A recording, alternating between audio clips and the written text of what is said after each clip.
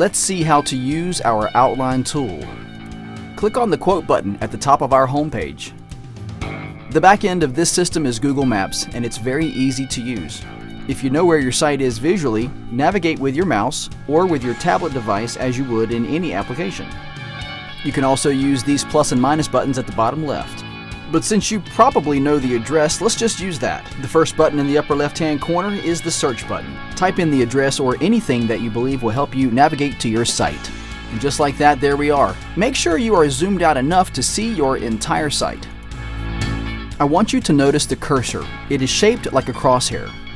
This special cursor means that you can start clicking on the map to create points. Every time you click or touch with your finger, it creates a new point.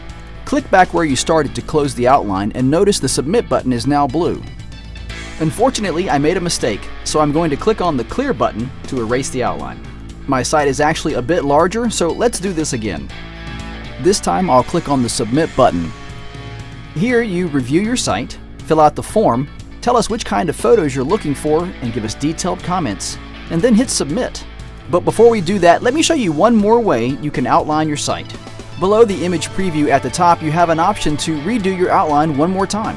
In this example, we have multiple buildings to outline at the same location. That's easy.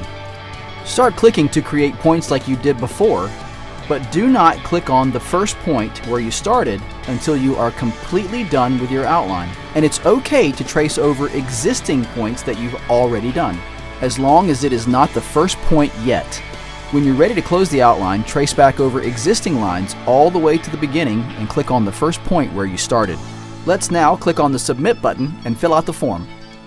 Once again, review the site image, fill out the form completely, paying close attention to the comment section so that we know exactly what's most important to you, and then hit the submit button at the bottom. And after you've sent your site, give us a call to make sure that we got it. Thanks for choosing Clear Sky Images.